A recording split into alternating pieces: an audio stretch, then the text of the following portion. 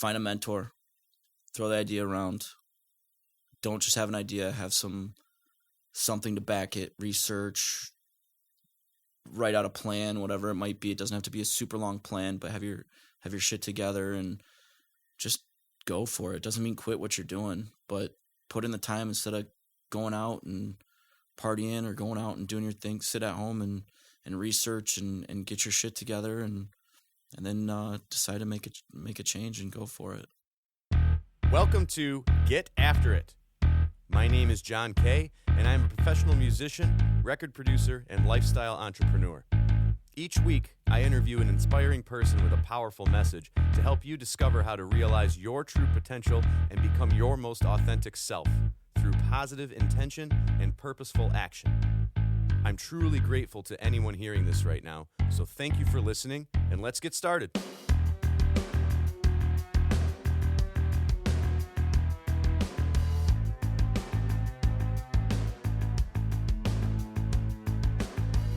Today's episode features Jim Doyon, founder and co-owner of InkAddict, a tattoo lifestyle brand company. I've known Jim since 2009 and have watched his business grow from a humble two-person basement operation in his own home into a well-oiled machine with dozens of staff members. A few years ago, Doyon and his team opened a beautiful retail store and headquarters in an excellent location in Metro Detroit. Jim is a busy man with many responsibilities, including a wife and two daughters, with a third child on the way soon. He also hates doing interviews, so I am very happy that he agreed to carve out time to come on to Get After It to share his insight and practical wisdom. So, let's stop wasting time, and let's get after it!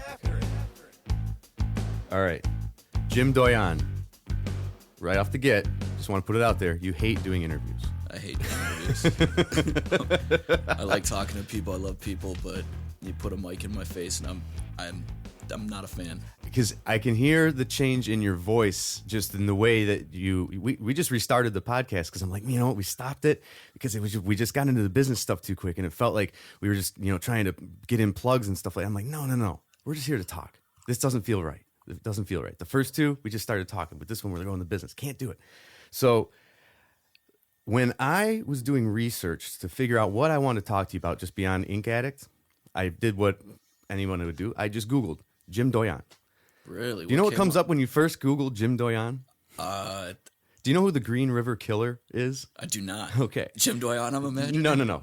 Detective Jim Doyon is the guy who apprehended, part of the team of detectives who apprehended the Green River Killer, Gary Ridgway.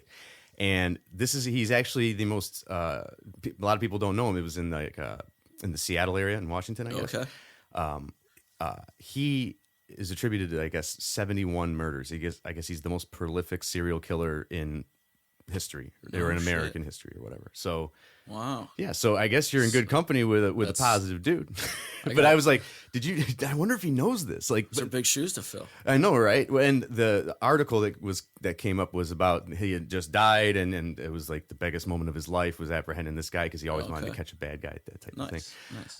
But yeah, I didn't know if you knew or you were in his company. No, I did not. My grandfather was a Michigan State detective, but didn't work on that case. And you graduated from Michigan State. I did. Right on. And you paid for college with your first company, which was not InkAddict, which you are the founder and co-owner of, and that's why I have you in here today, is actually because you're the founder of InkAddict. Yeah, I started a company called Executive Valet. Okay. In school, and I was working as a server and bartender at a country club, and saw that they needed like a valet service, and ended up taking that from that aspect to end up doing detailing of cars in the summer. And you had like 20 students employed with you? At one point, yeah, there's about 21 students that worked for me, which was fun. Now, what made you decide to do this?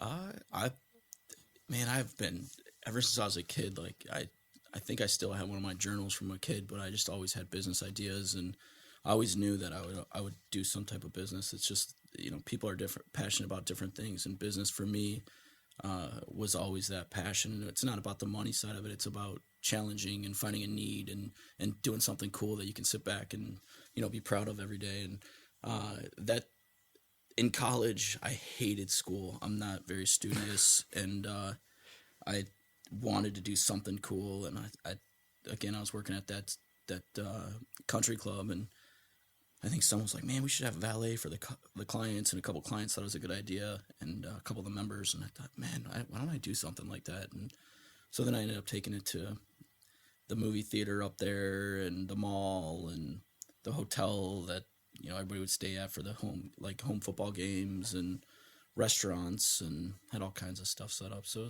it was cool. So you're saying your valet company was posting up at all these different places, and you had that's awesome. So you had like a couple guys at each different place.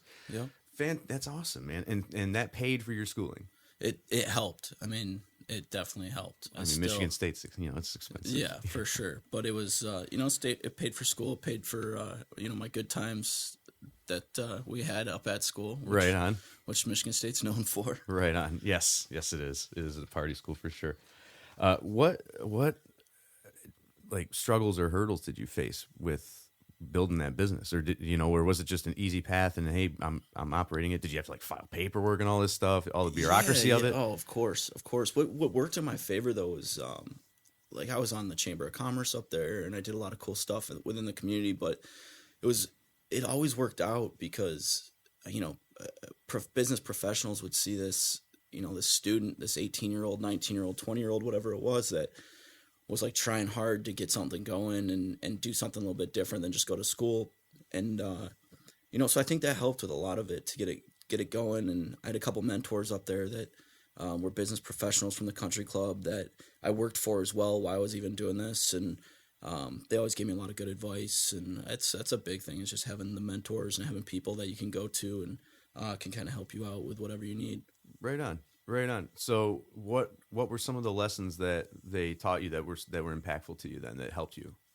Always be prepared and be professional about anything you do. And, I remember going and sitting down in front of like the executive of the big mall that was there, and I was in, suit and tie, and I didn't even have a suit at that point. So I had to borrow one from my roommate, and, that's awesome. Yeah. So that's awesome. You dress up and act the part, and, came with a business plan, and, it worked, man, and it was pretty cool. It was, a big step, but then you got to realize, all right, this is real deal now. So then I had to get insurance, and you got to work with an insurance agent and realize that they're making more money than you're making. But there's a lot of hurdles, but it's all just the advice they gave me was just, come correct and do your research and look professional and do your due diligence. Yeah, exactly. Right on. Play the game, essentially. Correct. Right on. That's awesome.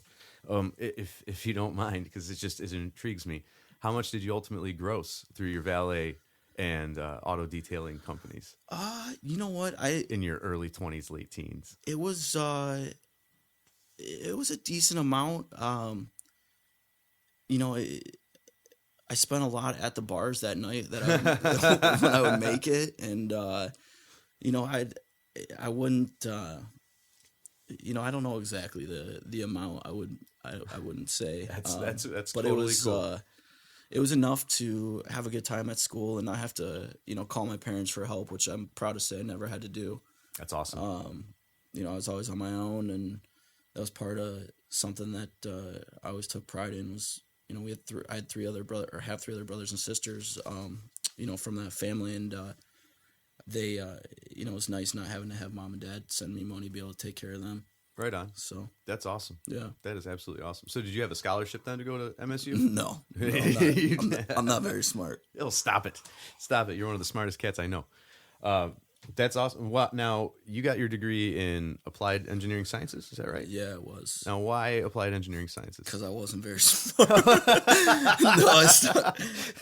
As I said, I always wanted to do business and knew I was going to do business, but I wanted something to fall back on. And I thought, well, if marketing or general business studies or something like that, at that time, my mindset was that if I was into that, then it was a very common field, and I didn't think it would challenge me, but if something like engineering would challenge me, and it'd be something different that I could fall back on. Sure. Hindsight 2020. I mean, it wasn't. I should have stuck with business, and yeah. I mean, I just never. I guess with the biggest thing I could say about the engineering program I went into is like with math, it taught you theory and it taught you to like not just look at something and say, all right, 3 plus 4 is 7. It's looking at it and saying, all right, why is 3 plus 4 7? Like, how do you get that? And that's obviously such a generic example, but like really looking like in calculus and whatever it is, like looking at it and trying to figure out like why something is the way it is. And I've tried to apply that to kind of everything I do and everything I've done since is just like when somebody tells me something can't be done or somebody tells me like this is the way it has to be done, I always sit back and say, okay, why? You know, and try to figure out if there's a better way or, you know, just the processes of things. And yeah, I've done a lot of that even with InkAddict now, just trying to set processes off of kind of that mentality. Right on. Now, you started InkAddict out of your basement.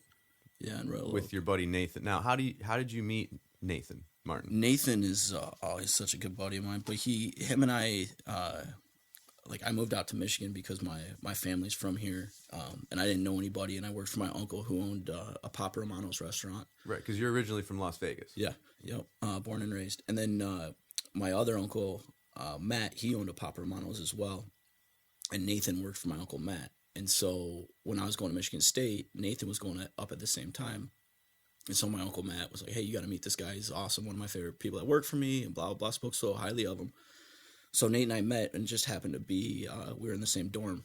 Okay. Not the same dorm room, but the same dorm. So we just started to kind of hang out, and he knew a lot of people. He's from Mount Clemens originally. And so we just hung out, and he's just still one of my favorite people to this day. And, you know, it's funny because he actually worked for me a little bit when I did InkAddict. He'd help out, and him and I just always talked business, along other stuff too. But we just always clicked on that level. And, so let me make sure I'm understanding you correctly. So you started InkAddict and brought him on? No, InkAddict was actually Nathan's idea. Okay. So I got out of the. And just to set the record straight for the listeners, go ahead and tell people what InkAddict is if they're not familiar with what you do. InkAddict's a lifestyle clothing brand. We're based in Ferndale. As John said, we started in Royal Oak, and you know, we sell through wholesale boutiques, through retail stores, online, through our website, and we're in like over 500 stores and in over 28 countries. So it's a brand. It's a clothing line. Anything from T-shirts to hoodies to an active line that has yoga pants for women and things of that line. So, yeah, I do quite a bit of different stuff. So, but yeah, InkAddict was Nathan's idea. I got out of the valet company and was working for another company, kind of doing some stuff there. And Nate kind of like approached me with the idea, and we just ran with it. And that was back in 2007. That's awesome. Yeah. That's awesome. Now, how did the idea for a tattoo lifestyle clothing brand come to be? So the original idea behind InkAddict, Nathan had a tattoo of his mother's eye. Like it had an apple in it at the core, and it was like an apple of his mother's eye. Yep. And so he wanted to give her that as a gift, I believe, for Mother's Day. And he couldn't find anybody that would actually like take the picture, take it, you know, Photoshop and take it from the tattoo on his arm and put it on a T-shirt. And so Nate's idea originally for InkAddict was to come up with a way to like create a brand that would, you know, take one-of-a-kind tattoos and put them on that person's T-shirt or as a gift for somebody, whatever, not sell it in the open market, but offer it as a personal, you know, gift. On an individual basis. Correct. Right on. But then we realized why no one had done that is because you would have to sell a T-shirt for $100 to make sense of it. Okay. So during that time, we just started to work. We were working with some tattoo studios, and Lance Keller and Nate were really good buddies. And, you know, we started to do some shirts with Lance and some other artists that we had met throughout the country. And that really is what created it from, you know, being this company that puts, tattoos on T-shirts and really started it to make it more of a brand. Nate, you know, I always joke about this, and Nate and my wife joke about it all the time, but, you know, I'm not very stylish. I get my style from Nate or from, tell me what to wear or whatnot. But, you know, he definitely prides himself in being on top of trends and styles, and it's one of his passions. So he definitely, went with that route and wanted to come up with the brand side of it. And I was like, cool. So that's kind of where the brand itself started. Right on. Right on. And in regard to tattoos, you did an interview with Hip in Detroit a few years ago, and you said that your tattoos are a reminder of where you came from and why you are who you are and whatnot. Definitely. What tattoos of yours mean the most to you, and why? That's a tough one. All mine, every one of mine means something, but I have a couple from buddies that I've met in the industry that I just really like their style and just wanted a tattoo from. I've got a whole arm that's just little things about my family that mean something to me, and then I've got a huge side piece that's just the businesses and the business aspects that I've been a part of that are the most passionate. From it's kind of a collab between my valet parking days to the vision of the company I started when I got out of school for the big company, and then InkAddict and whatnot. So right on. You just you regret the placement of some. Ribs aren't fun. But yeah. Right on. So how important is the customer connection to you when it comes to running InkAddict? Because you founded the company, you're involved in the day-to-day business all the time. You've got employees now. You got a big shop to run, okay, and your partner seems to be the idea man, the visionary for how it's supposed to look, and flow. But you're running the operations. How do you respect connection to customers, and how do you encourage them to connect with you? It's one thing we've always been, super keen on is treating everybody, and it's how Nathan and I were both brought up, and we try to reflect it in the way we do business, but just treat everybody like we would want to be treated if we were to, that sounds, golden rule. Yeah, right. But yeah. It's so true, and a lot of times you forget that, and there's nothing that irks us more than when a customer has a bad experience. And for the longest time, I remember when we first started, and even a couple years out, we would get an order and we would hand deliver it if the postal service didn't show up, if it was local. Now obviously we can't do that with shipping all over the world, but it's still, we try to find ways where we can take care of that customer regardless of what we do. And some stuff falls through the cracks, and yeah, we've had some employees in place that maybe didn't handle things the right way, and it's tough to have to give up, to give that up and watch somebody else now be the voice to the customer, and you just hope that they can do as good a job, or not as good a job, but you hope that they can put as much into it that you did. Right. Well, as far as sometimes we forget the golden rule, I feel like maybe that's because we hear that, and it's do unto others as you would have do unto you, but so many people are doing unto us, wrongly, or you see so many people not obeying it. So it's like, oh, throw your hands in the air. Why should I do it? But the principle behind it, if you do it and you follow it, it does lead to greatness or success or what have you. And I've found that as I've gotten older too. And the other thing with taking care of your customers and having that connection, since you have a pulse on everything that's going on with your business, the customers tell you, how your business is doing, and they tell you with their dollar. So if you don't have a connection with the people that are helping you stay in business, you're not going to be in business for very long. That's so true. And there's a book, what is it? How to Win Customers and Keep Them for Life. I think the author's name is Michael LaBeouf. One of the things he says in the book is, to your point of hand delivering it, if the postal service screws something up or whatever, is that 95% of the time, if you resolve a customer's issue on the spot or as quickly as possible, they're going to tell 11 different people, how great you are.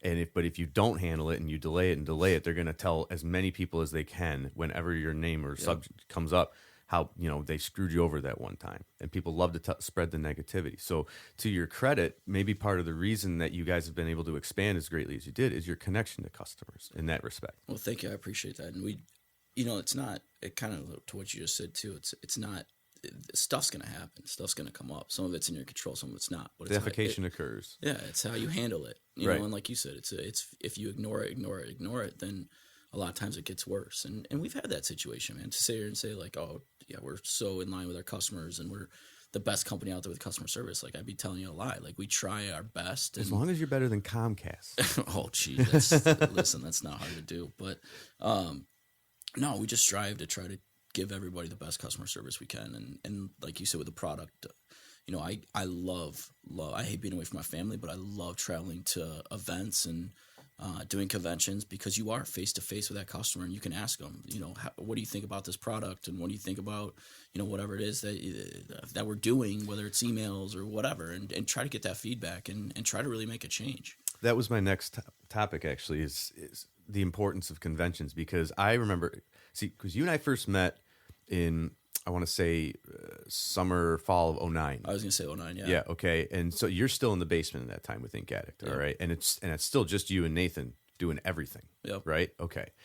So I remember that when you made a transition from, we're not going to work with as many musicians in the local, Detroit music community, and when you decided to focus your time on conventions to be among the other tattoo brands and whatnot, that you actually had people that were there coming in with InkAddict stuff on or whatever, and getting really interested in it. And I know, I guess Nate isn't really into all that, but you really connect with the conventions. Talk about the importance of conventions to building in your industry. It's so not only in my industry, but, and John, as you know, I just love, like I said, business in general and just talking about like different stuff. But I think, even like you and I talked a month back, but I feel like getting out and getting in front of your audience and finding a different way to connect that is more hands-on is the most important thing you can do as a business, is after you get your roots, right? Like find your core processes and then build from there. But if you can get in front and do the conventions and you're face to face with all these people who have no clue who you were other than that, it's going to help your brand. And as long as you can keep to a good product and give good customer service, it's going to continue to grow. So I think conventions are absolutely huge, or just getting out, period. So I have a quote here. It's exactly what you're talking about, from Robert Greene, and he co-wrote a book with 50 Cent. It's called The 50th Law. Okay. And it's kind of centered, the central topic of the book is 50 Cent's fearlessness when it comes to approaching his business. And one of the chapters is on connection. And the opening blurb says, most people think first of what they want to express or make, then find the audience for their idea. You must work the opposite angle, thinking first of the public. You need to keep your focus on their changing needs, the trends that are washing through them. Beginning with their demand, you create the appropriate supply. Do not be afraid of people's criticisms. Without such feedback, your work will be too personal and delusional. You must maintain as close a relationship to your environment as possible, getting an inside feel for what is happening around you. Never lose touch with your base. And then from Malcolm X, I knew that the ghetto people knew that I never left the ghetto in spirit, and I never left it physically any more than I had to. I had a ghetto instinct. For instance, if I could feel if tension was beyond normal in a ghetto audience, and I could speak and understand the ghetto's language. Malcolm X. So connection is basically everything. For sure. Because it drives your business. Yep. It drives everything. And if you have this is actually leading into what I want to talk about next was the Booze and Schmooze event that you invited me to. I attended a few weeks ago. All right. It was an event that you were showcasing an artist. Okay, go ahead, set that up. We actually hosted that and just kind of partnered up, but that was North Star, who's locally North Star Media. Yep, local, right. And great people. But is a band, Epic Failure, that they brought in and wanted to kind of showcase to some people that they knew. And just to clarify, it's Epic, EPOCH. Yep. Epic Failure. Right on. Okay. And it was really cool to just have the space, and that was kind of originally why we created that open retail space for InkAddict, is just to have that, be able to do cool stuff like that. And they we work with them on some stuff, and they're great guys, like I said, and they wanted to bring in Epic Failure. And it was just, they asked us to reach out to a couple of people that we knew in the industry and want to see if they would come and be a part of it. And so that's why I gave you a shout and see if you want to come. Well, you didn't just give me a shout, you gave other people in the music industry and just in the industry of being entrepreneurs, even just come on out, check this out, Booze and Schmooze. So, and it's like, it almost felt, at first I was like, really? Like a booze, like not forced mingling. I don't want to say that, but it was like, I didn't know how to take it. Like, really, this happens? I'm being invited to one of these things? Okay, cool. Because I've never been invited to just mingle amongst, people in an industry. So I was like, all right, I got to, and of course you're hosting it, so I got to check it out. But because of that, I was able to connect with Brandon Calhoun. Okay. Did you invite him too then? Those guys did. But I did get a chance to meet him, and he's a great guy. Dude, he's fantastic, and his voice is awesome. I'm going to be scheduling a podcast with him. Cool. And then through a guy I know, Alex Drazen, I met Mike Gamble, who I had in here last week and interviewed. Nice. And I was able to connect with them. And then after we left, my girlfriend wanted to stop and get a nightcap. All right, and we end up going to Public House in Ferndale, and I sit down at the bar next to Danny Methrick, who used to play guitar in the Mugs. Okay, all right, big Detroit area band. They're on America's Next Band or something like I forget. Okay, but yeah, and booked the podcast with him. He'll be in here 2 weeks from now. That's very cool. Yeah, so connecting with you back in 2009, now we stay connected, and now I'm connecting with other people through you.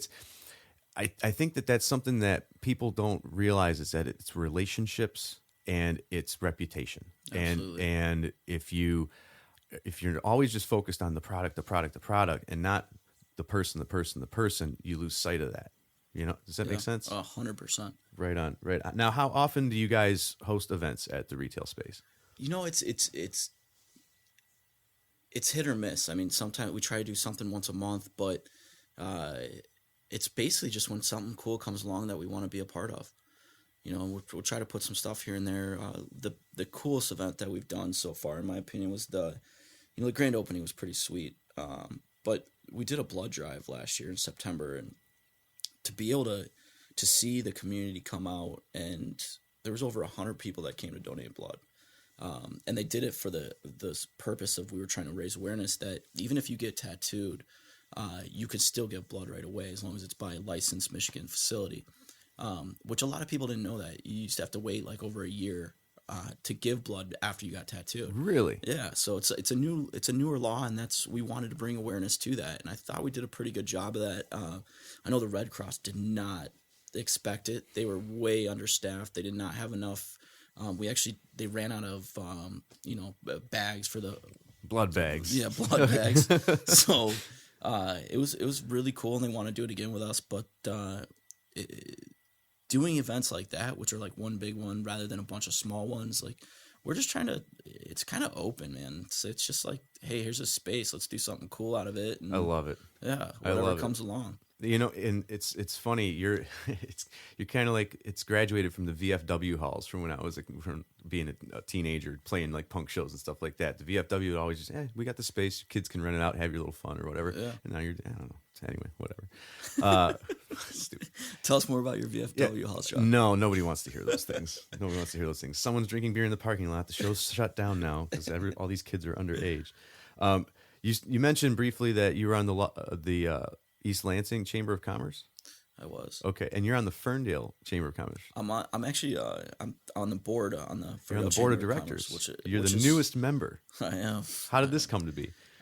You know what? I just being involved, and they asked me to be a part of it, and I'm stoked, man. It's cool. It's cool to sit there, and the whole board is surrounded by just really intelligent business owners and executives and just people in the Ferndale area that really know what they're talking about. It's cool to sit back and just listen to them and try to give a little bit of advice here and there if I can, which normally I just listen, but it's really cool. I checked it out, man. There's some players on that board. You got the guy who's run his services company. Jay? Yeah. Yeah, Jay's awesome. And a gal who Royal Services is Jay's company, which is he's the chairman of the board. Yep.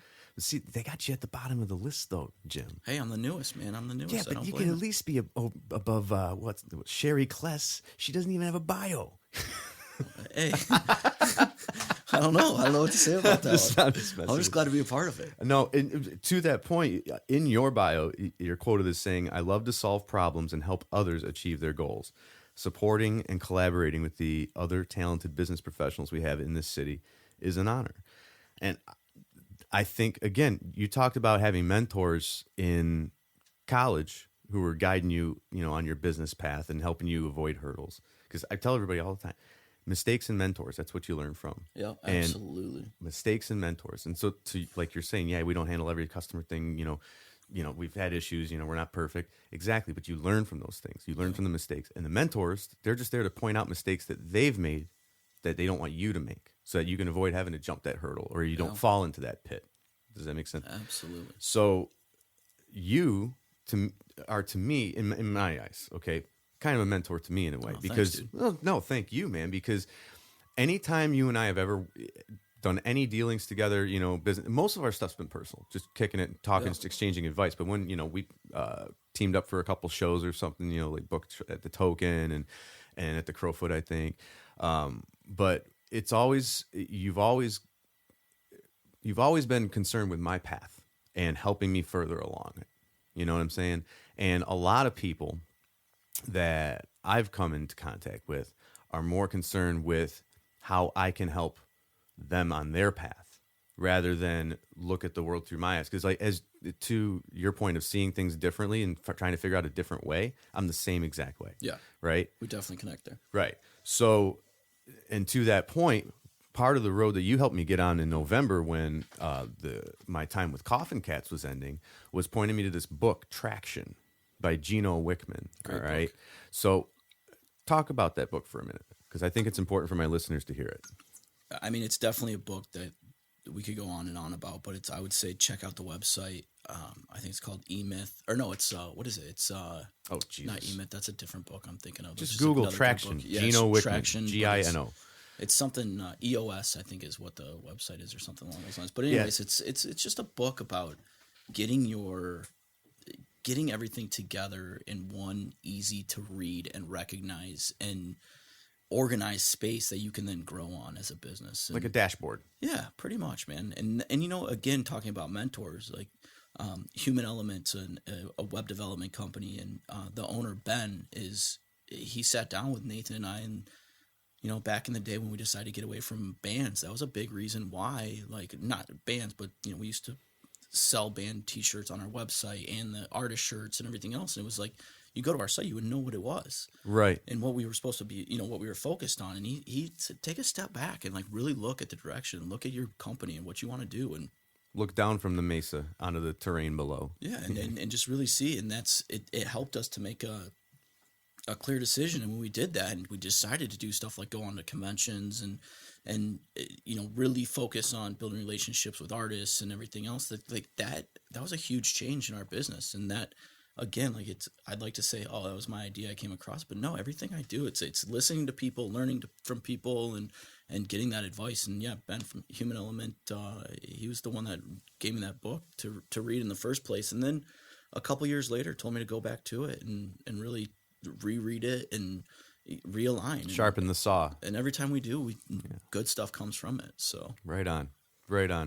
So how long after first implementing the techniques, and you said EOS stands for what? Entrepreneurial Operating System, yep. Right? Okay. Yep. And essentially this guy distills down, the author Gino Wickman distills down into there are these 6 facets that run a business, and if you can nail these 6 facets, your system will work for you instead of you having to work for your system, because you'll have a system in place that everyone in the operation can understand. Yep.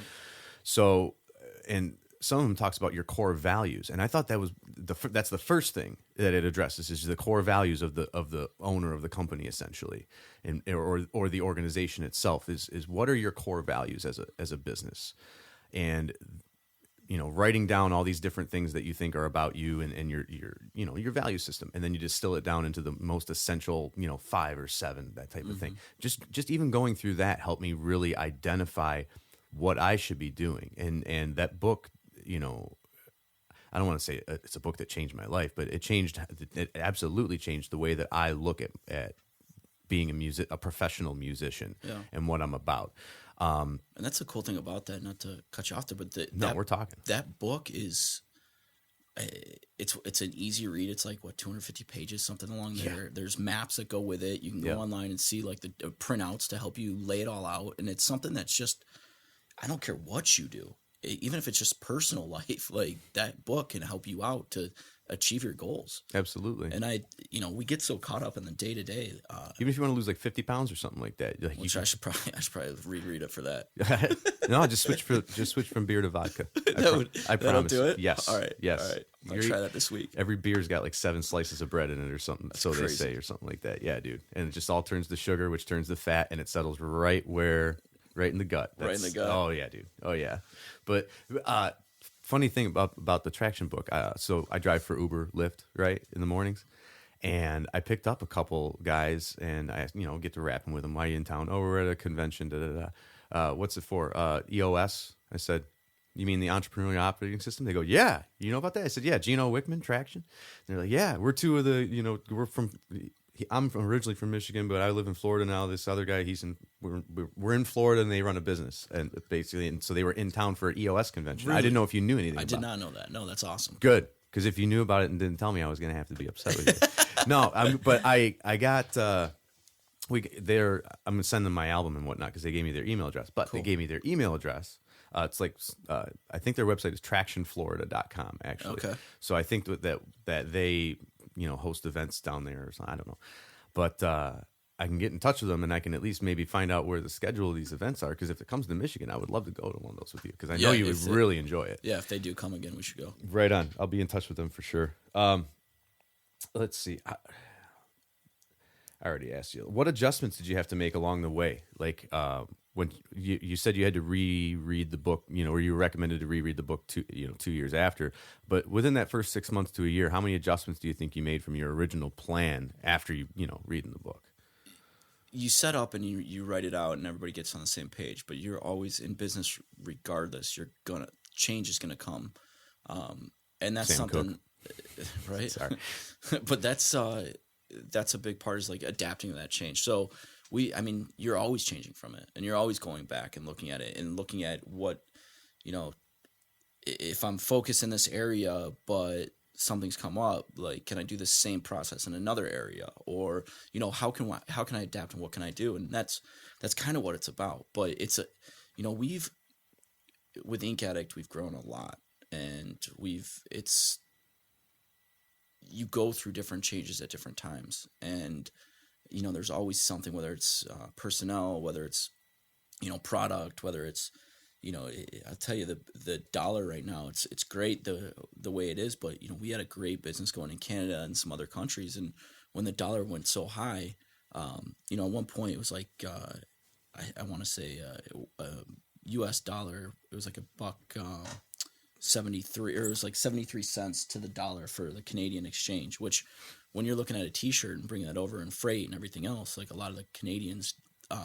They didn't want to pay those prices for the product. So, you look at that, like that's something completely out of our control that we had to adapt to. And so there's always something that comes up that ties in. And so to say, like, how many times you have to change or adapt or go back to it, like it's always something. So what are the core values for you and InkAddict then? I would say, like, we've talked about a lot of them. Like, number one, like, treat your customers and the people around you how you were taught to be treated, and that's a big one, man. Respect, absolutely. And that's in however way you put it, and that's even, we preach that. I even preach that with my kids. Like, that's the biggest thing: respect and manners. And obviously, I think we try to get away from that a lot with social media and everything else, but it's something we always have to go back to. Quality product. That's a huge one. Our value, there's so many different clothing brands out there, and if you're not putting something together with it's quality. Yeah, nothing threadbare. Yeah. It's definitely something big, and just like we have a couple others that are kind of intercompany with us, but those are the two main, like, just respect and quality, and also just being gritty, man, like working hard, doing your thing, like, and again, back to respect. Like, we're not trying to do this to jump over anybody and get to the top and, oh my God, here we are, let's go buy sweet cars or whatever it is. It's like, let's work our asses off and take care of those around us and grow together and just be this company that people can have fun and relate to. And, that's kind of the main focus of our business. How soon, when you sit down to interview a potential employee or team member, how soon do you know in your gut whether or not they'll fit on your team? Very soon. I've been wrong, but very soon. I mean, you can tell right away. And the cool part is just like understanding. I feel like that's one of my strong suits, is just understanding character and really being able to look at somebody and see who they are and have a real conversation with them and how they are over a real conversation. And it's funny, man, like you just look and people have so many strong suits in so many different ways. And that's another part about that book is like putting the right people in the right seats, they call it. And it's understanding with anybody you have in your organization, are they in the right seat for that position, or is there somewhere better that can fit them? And it's fun. We had somebody recently that was in a certain position and, not happy and wanted to change and put them in a different position. It's like, you think you got three times the work and the energy and the excitement out of this person as you had. And it was just changing them up in the position a little bit. Because when not to get cliche, but it's either, as an employee, you either survive or you thrive. And a big difference between those two can just be a change in position. It could be a lateral move into a different area of the company where you can thrive, where instead of coming to work hating your job, not being able to get through it, bosses on your butt, that type of thing, instead of firing that person and making them look for another job, let's say, hey, where can we move them? Because it again speaks to character. They're a good person, right? Jim Collins in the book Good to Great. First who, then what? Yep. It's, who's driving the bus, who's on the bus. I want to get on this bus wherever it's going. I don't care, but I want to be on this bus with these people because I know that if with these people on the bus, we'll figure out where we're going. That type of thing. And that's one thing, like our culture, our team, the people we have in place we do anything for them. We love them. And we've had a lot of people that have been part of the family and come on since, gosh, even prior to us even being in this new building, and they're still here today. And kind of what you just stated, man. Hey, we have faith in you guys, and let's do it. And we've had some changeover. You're gonna have changeover, but it's one of those things like you just said, man. What are you doing? Are you thriving, or are you just surviving? And as we grow as business owners, Nathan and I, and as our team grows, there's going to be change, and people are going to, get out of their position and say, hey, listen, like I'm going to move on to the next thing. And there's also times where Nathan and I, we have to look at it and say, you're amazing. We love you as who you are, but it's just not going to work anymore. We're at a point where we have to find somebody else. And, right.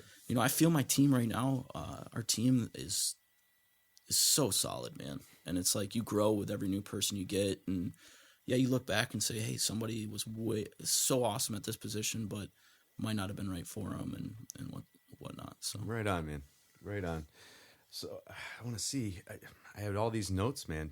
I just can't believe you still have the same name as that Green River Killer detective. That's hysterical. I'm going to have to look that up. It's hysterical.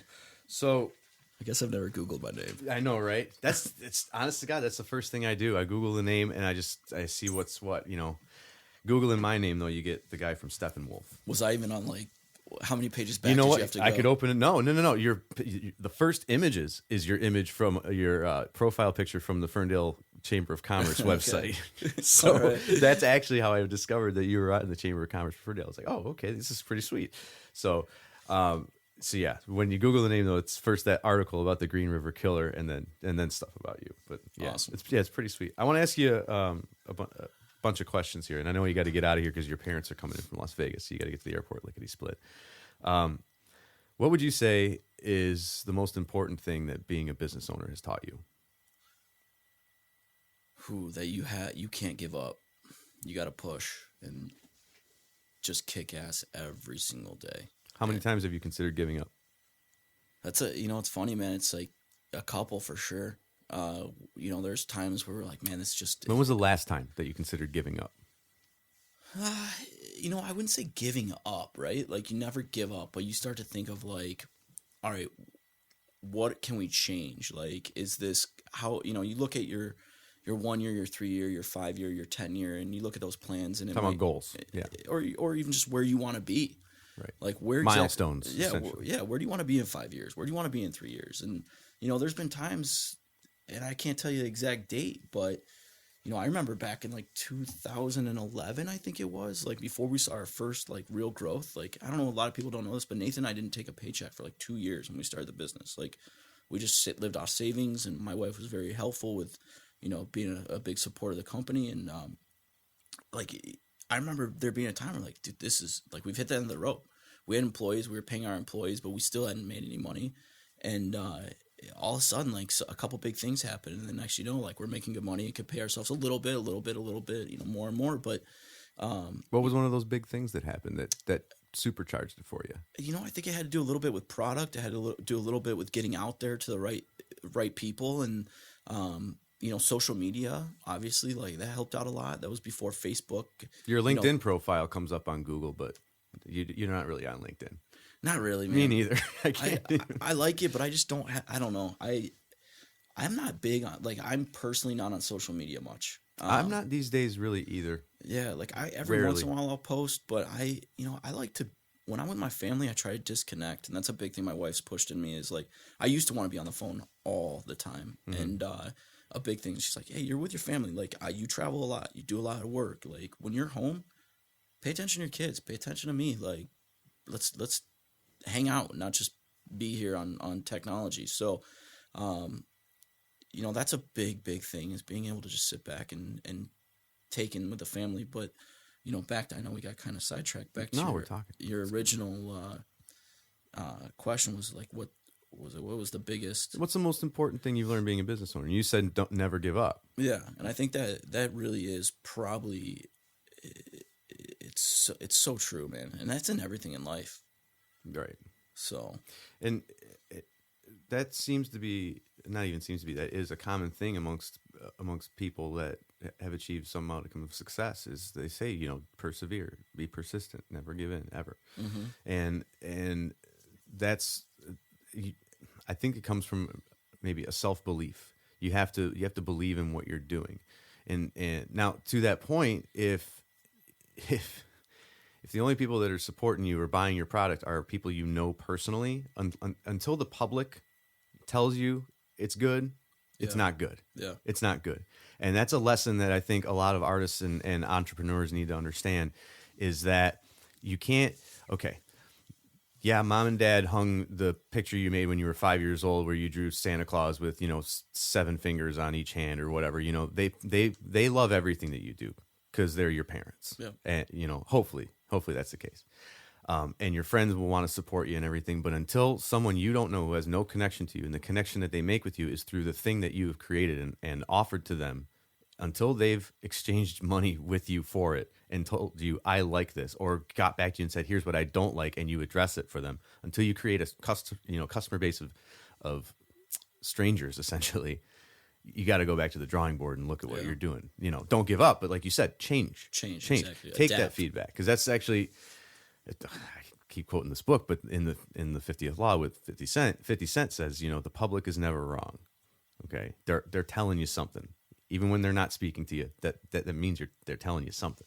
So getting back to your thing with connection, it's important to understand that maybe people are telling you what's wrong with your thing so that they can help. They're trying to help you make it right so that they will buy from you or they will engage with you. Does that make sense? Yeah. Right on. But then I think you also have to keep, it's easy to listen to what everybody says, and the bigger you get, the more people are going to try to tell you what to change and what to do. And you also have to stay to your core beliefs and just know that, like, listen, this is a great idea. Yeah. And I appreciate the support and, you letting us know, but it's not the better of the company. And that's, we work with a lot of tattoo artists and artists around the world. And, a lot of artists for a while would like to, hey, this is how my art is. This is how I'm going to have it on the shirt. This is my style. And this is, if you want to work with me, this is how and we would work with them. And once Nate started to say, listen, you are an artist and you're an amazing artist. That's why we want to work with you. However, it's not going to work unless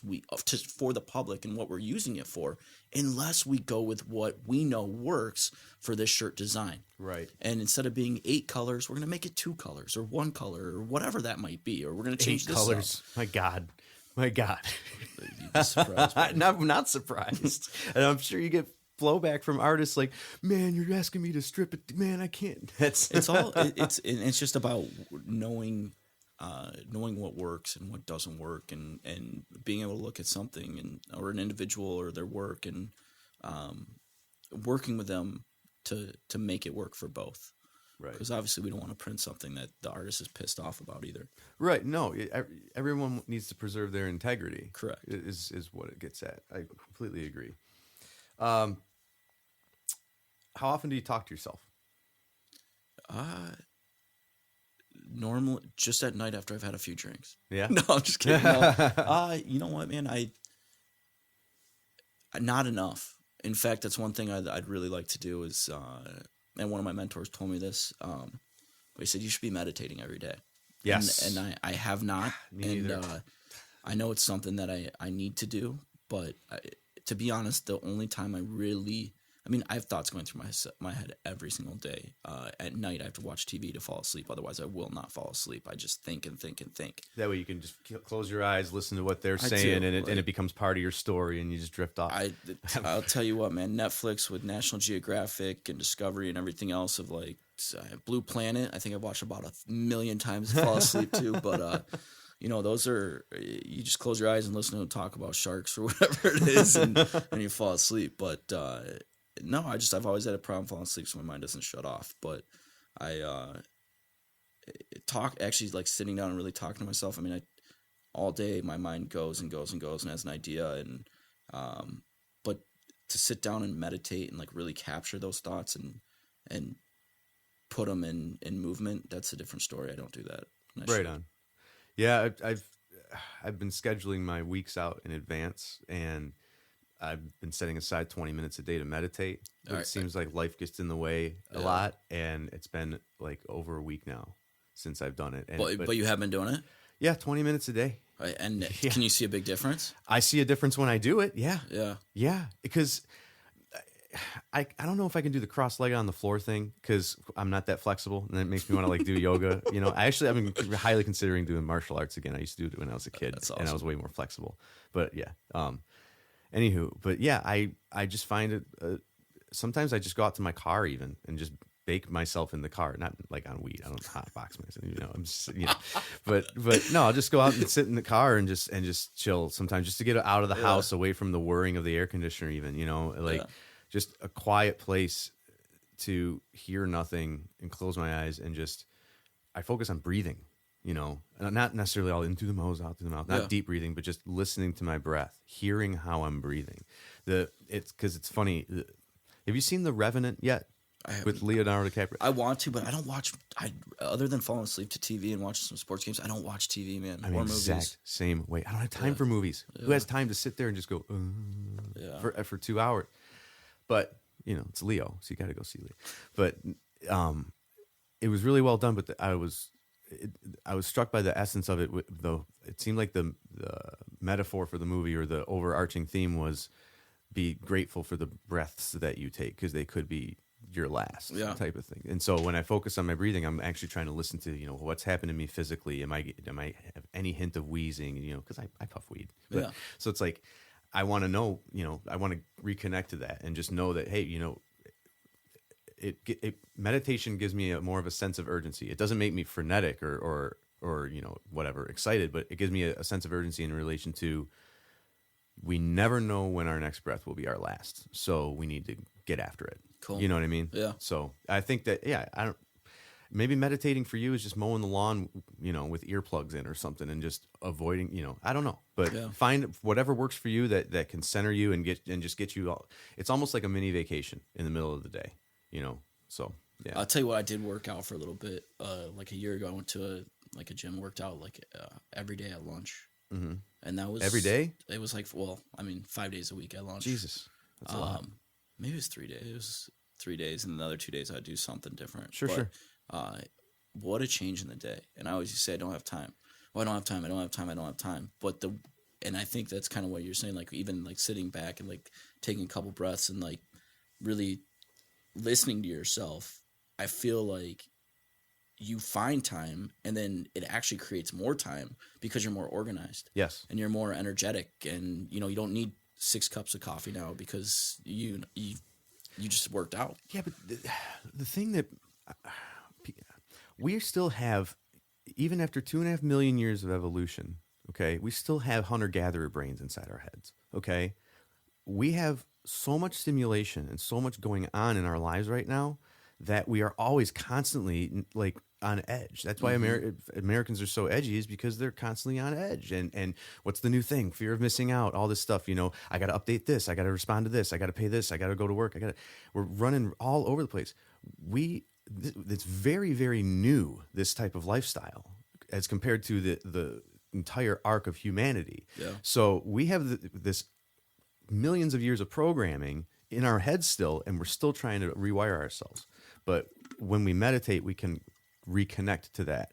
And that way, what I find is you see what's important. You know, some people have to take drugs to have an enlightenment, right? With the meditation, it's like, okay, I'm centering in my breath. I know, death's coming any day.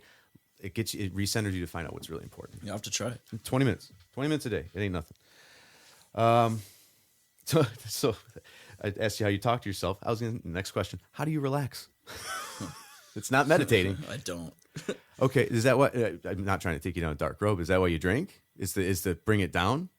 No, I drink because I like to be social, and I like to, it just kind of ties in, and, my family, it's always been, big parties and, having some beers and, just big social gathering. And I love people, and I love talking to people, and I love getting out, and, I don't like groups. I don't like, I couldn't get on stage and talk to people, but I tell you what, the one-on-one and, going out and just listening to people, like I thoroughly enjoy that. And that's awesome.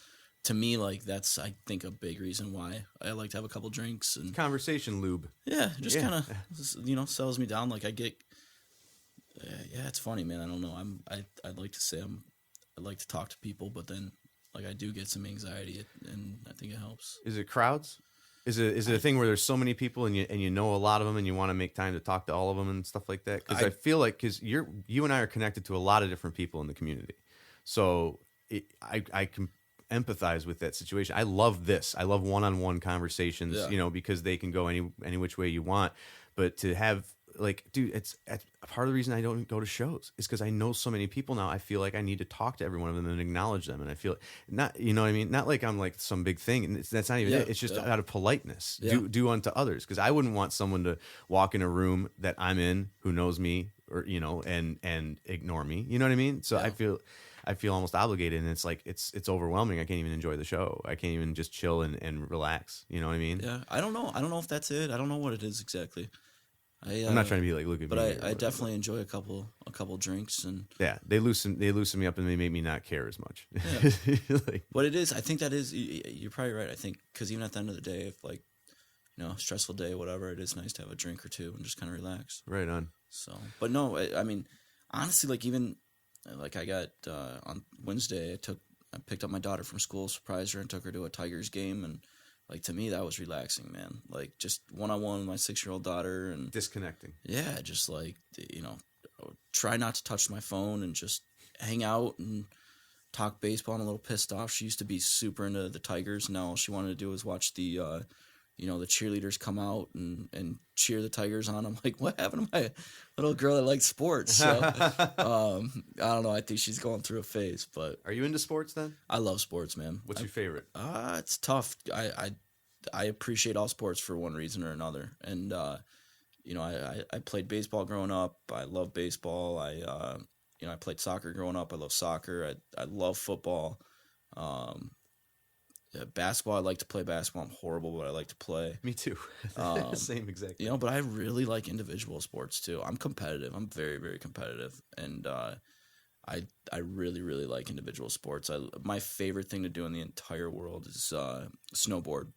Yeah, and just that one-on-one, going down the mountain and being pushed, and always trying to make yourself better. And you trying to do tricks with snowboard and stuff? Or yeah, I used to ride pretty hard growing up, and we had a cabin in Utah, and would go up there all the time. And my brother's my best friend in the whole world, coolest kid ever. But he was professional snowboarder for a little bit, and went to school in Colorado, and then went out to pursue his dream and career of being a snowboarder in Park City, and did that for a lot of years. And just getting together with him and riding and pushing each other, and that's how we grew up, man. We used to have contests hey, whoever did this trick first, the other person had to buy them a sticker pack from their favorite, from the skate shop of their favorite stickers, nice. Just stuff like that. CCS, right? Yeah. I skated for like a decade. Okay. Yeah, and I was always afraid of snowboarding because trees. Yeah. But yeah, that's fun. Did you feud with the skiers the way that skateboarders feuded with rollerbladers? No, my mom wouldn't let us ski. I mean, dude, I'm an 80s kid. I was born in 1980, and I didn't realize you were a little older than me. Right. Yeah, so I skied. My brother and I skied a lot from the time we were I mean, I learned when I was like 3. He was like almost 2. He was on, obviously not on his own, but, my dad holding him up on skis. But, we skied until I was 12, and then finally my mom let us snowboard.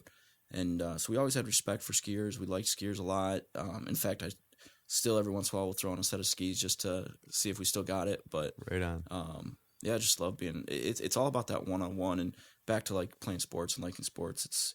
It's being competitive, but being competitive with yourself, and I do that a lot with everything. Raising the bar for your own personal standards. Correct. And then a lot of times in life, like, that's how I live my life, and I a lot of times forget to look back and be like, oh, dude, yeah, you're doing some things that you used to set out your goals for and wanted to do. Take a step back and relax and enjoy it. But I don't know, I struggle doing that. How do you reward yourself? I don't know if I do. Really? Yeah. So you don't go buy a new thing or go for a fancy dinner to celebrate or anything like that? No. When you do something well, or when your business hits your goals, you just take the satisfaction in it.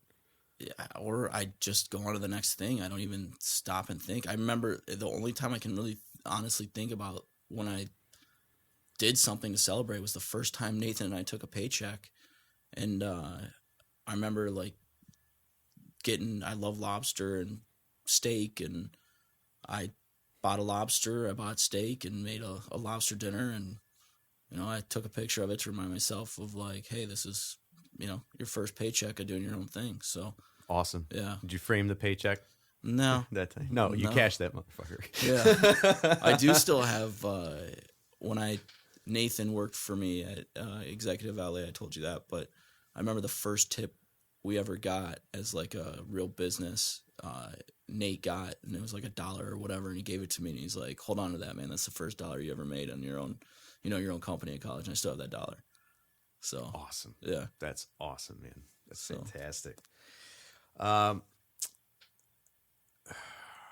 see here. Who is the most influential person in your life? My Uncle Jim.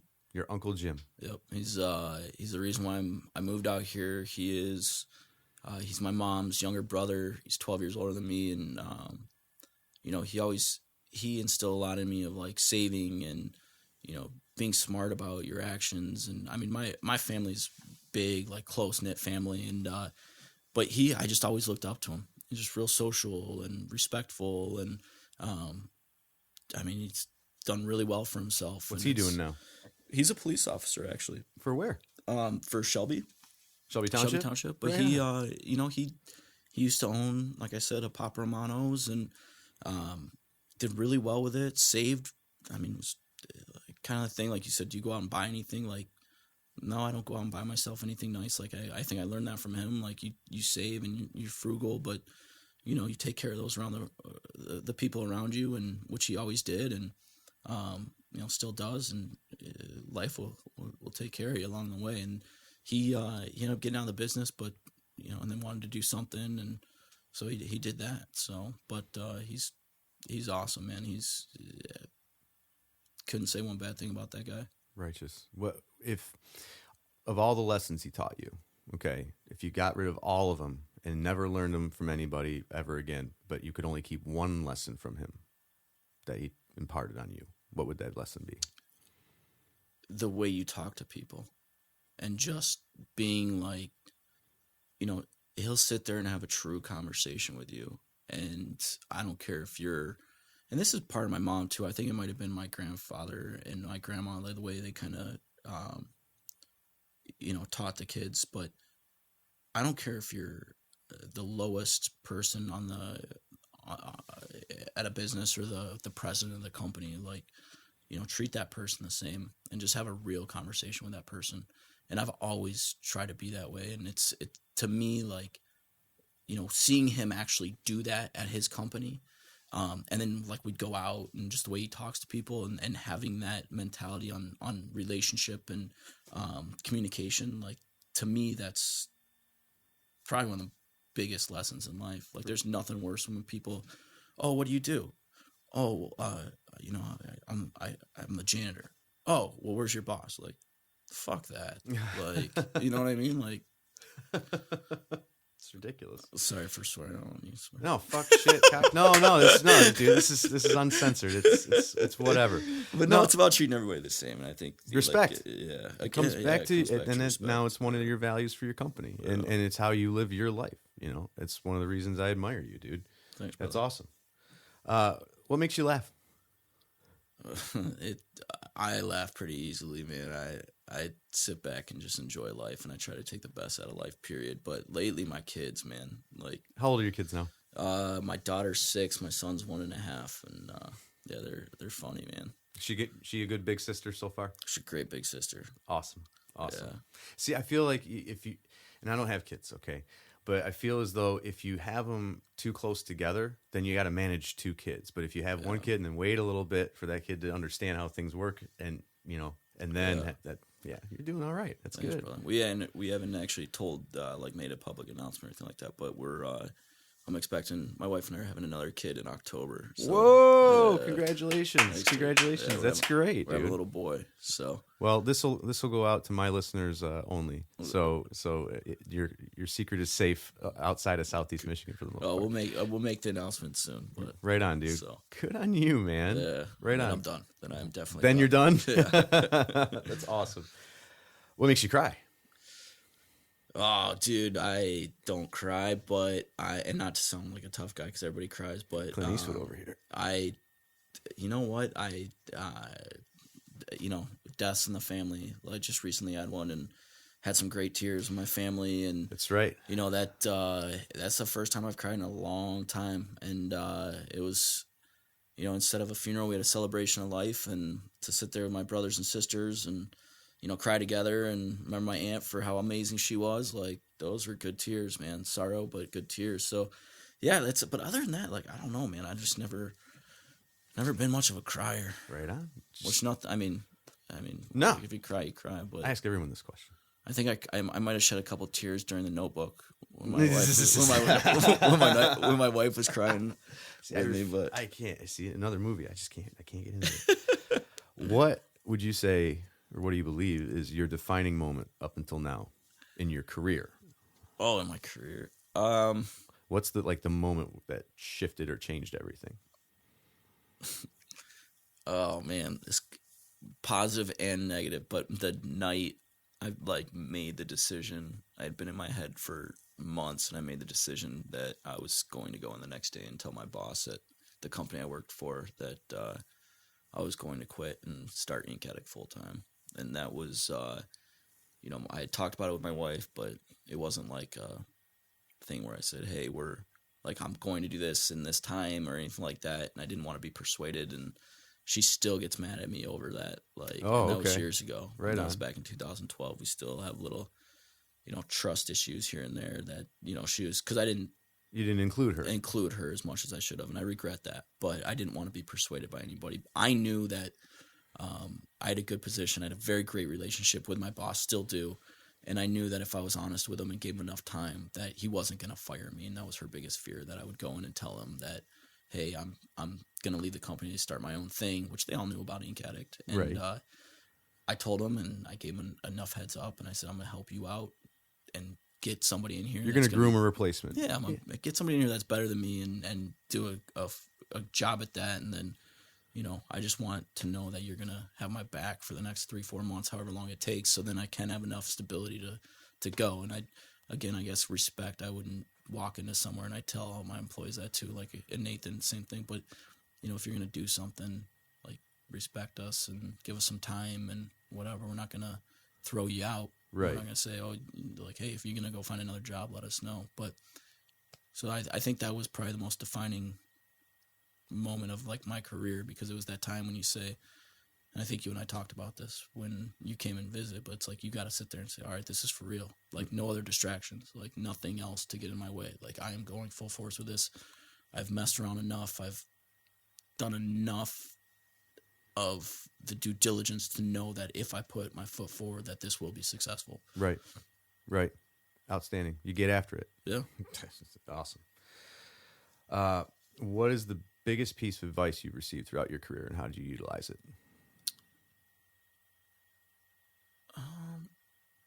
I think I learned this at a young age, and I don't even know if it was through my family or through somebody I worked for, but take something from every job that you do. And I've been working since I was 13, had a ton of shitty jobs, man, that I would never want anybody to do. Like, I remember power washing dead animals off of semi trucks, like on the bottom, because I'd clean semis in Las Vegas, and like that was the worst smell I've ever smelled in my life. Oh my Lord! Like when they run over, raccoons or whatever. But you take something from that, and you take something from every job you have, and just whether it's something that, hey, I never want to do this again, so I better get on it, or whether it's you work with somebody really cool that you're like, man, I want to do something like that guy's doing, or whatever it is. But I think just taking something out of everybody you talk to, like learn something from them, and then every job you have, just learning something from it that you can take with you. Yeah, reclaim dead time when you're at a job that maybe you don't like. Find the things that you can learn. Correct. Figure out the inner workings of it. Exactly. That's awesome. Define success. It's funny, Mix. If you would ask me when I was 28, it all had to do with money. Okay. So what would your 28-year-old say? Success was $1 million. Okay. And that would have been success. Okay. And when did you change your definition of success, or realize that your definition of success then was warped? When I realized that money doesn't mean shit if you're not happy.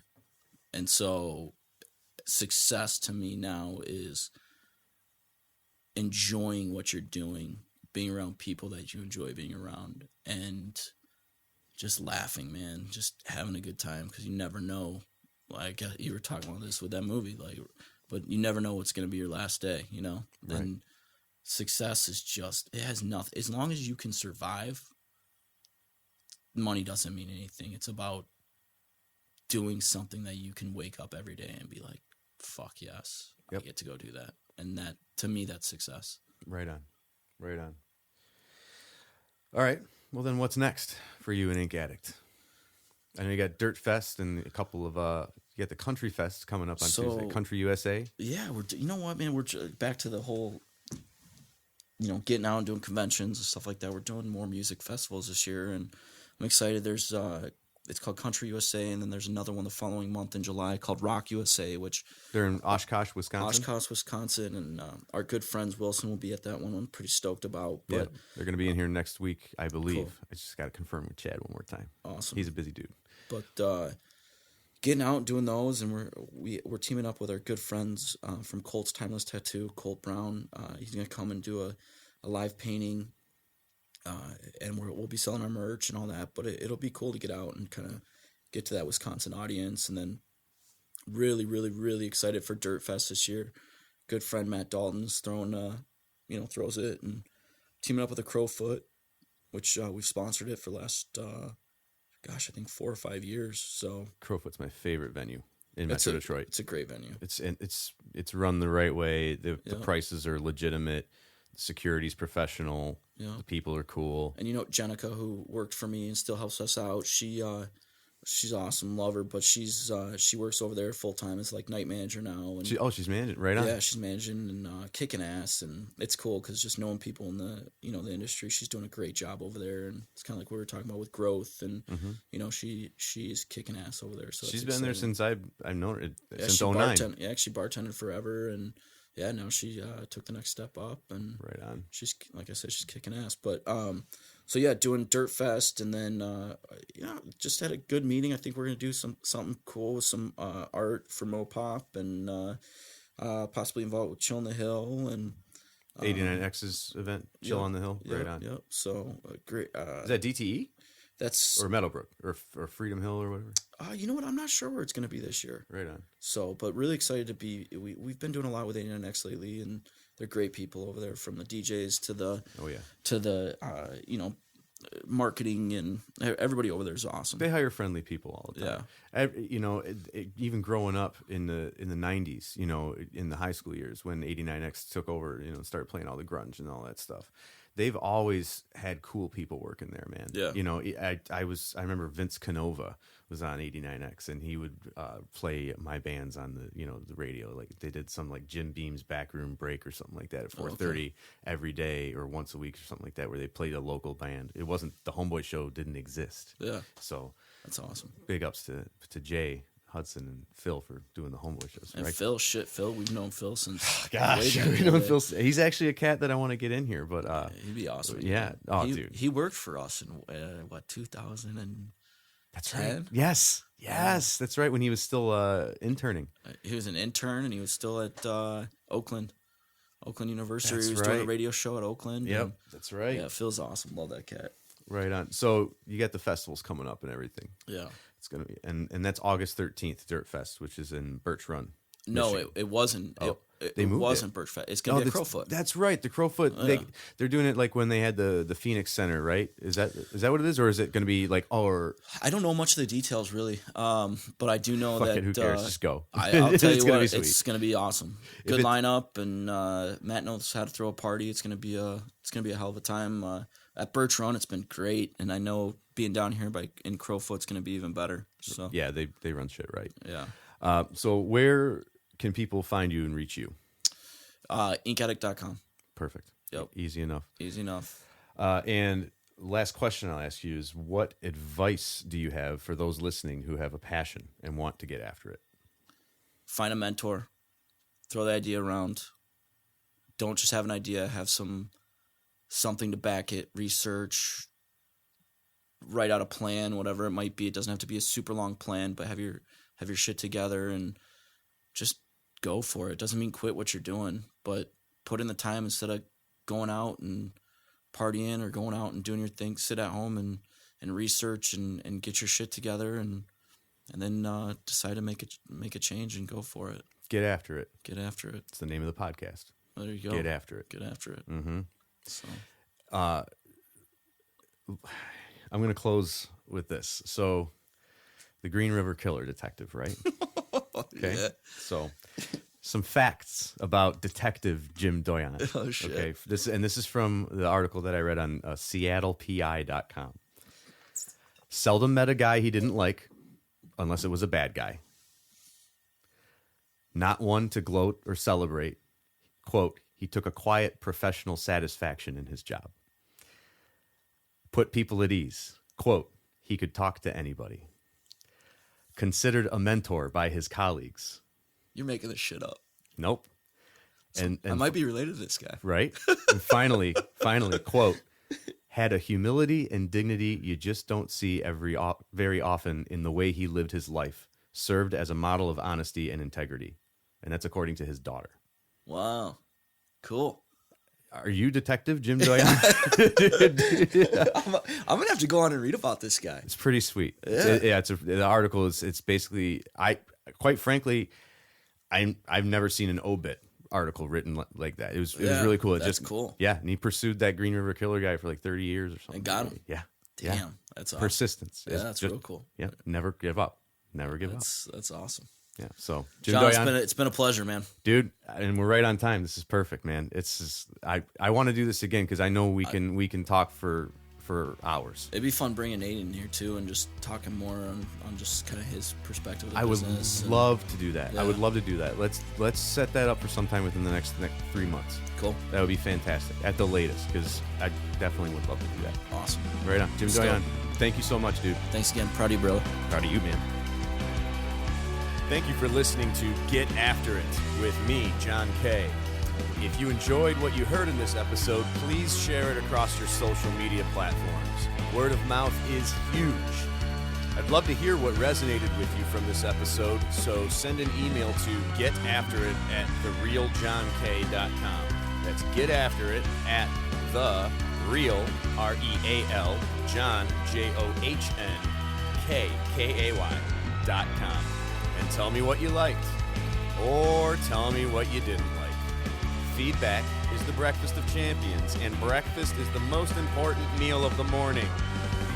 Also, we're working on putting the podcast on iTunes, and I'll let you know once it's there.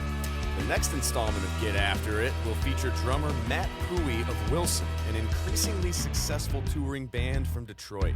But until then, you get after it!